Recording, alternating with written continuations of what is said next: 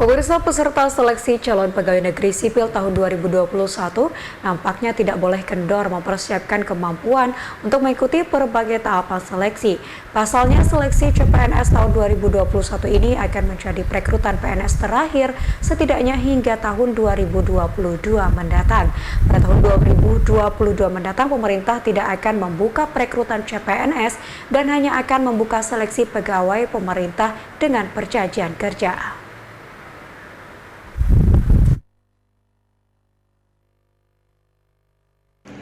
Terkait kebijakan tersebut, Kepala BKPSDM Kota Mataram Baik Nelly Kusumawati menyebut tidak adanya rekrutmen CPNS pada tahun 2022 mendatang.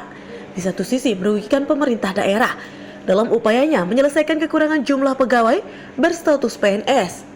Selain itu, dengan tidak adanya rekrutmen CPNS, maka harapan untuk mendapatkan SDM fresh graduate dari kalangan milenial juga tidak bisa mereka dapatkan.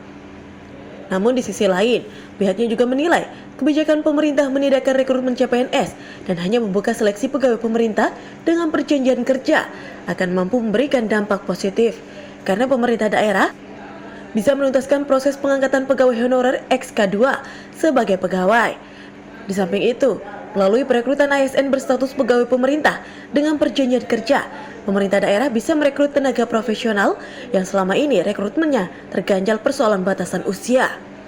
Bahkan ungkap Nelly, kebijakan pemerintah pusat yang hanya merekrut pegawai pemerintah dengan perjanjian kerja juga bisa dimanfaatkan untuk mengusulkan perekrutan pegawai yang selama ini formasinya tidak tersedia pada seleksi CPNS, salah satu contohnya penjaga malam. Ya sebenarnya iya juga karena kita malah ya tergantung kebijakan pusat ya pertimbangannya apa. Tapi jelas kita lihat untuk CPNS malah kita merasa sangat terbantukan sekali karena anak CPNS itu kan luar biasa ya.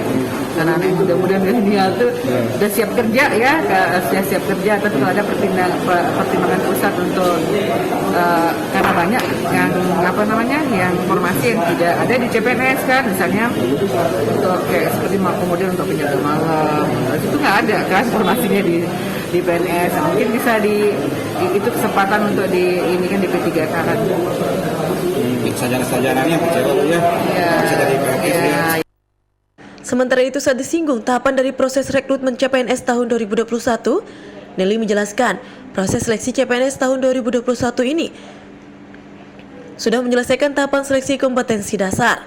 Selanjutnya, pihaknya pun masih menunggu petunjuk pemerintah pusat untuk pelaksanaan tahapan pengumuman hasil seleksi kompetensi dasar, di mana hingga saat ini secara resmi pihaknya belum menerima nama peserta seleksi yang masuk ranking 3 besar tes SKD dan berhasil lolos untuk mengikuti tahapan tes selanjutnya, yakni tes seleksi kompetensi bidang.